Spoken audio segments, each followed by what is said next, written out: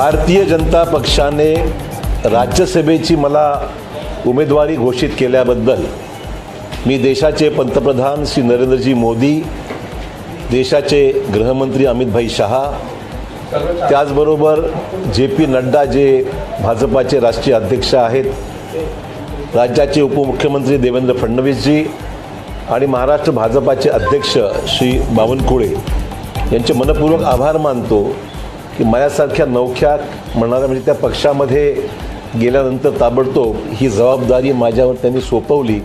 हा माझ्यावर टाकलेला फार मोठा विश्वास आहे असं माझं व्यक्तिगत मत आहे आणि त्या विश्वासाला मी सार्थक ठरेन.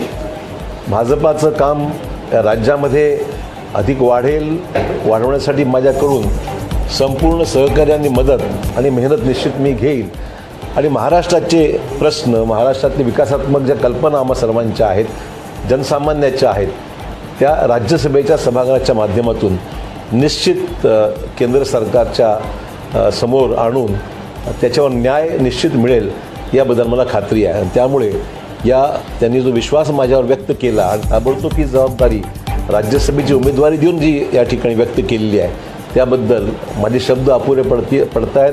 मी त्यांना मनापासून धन्यवाद व्यक्त करतो.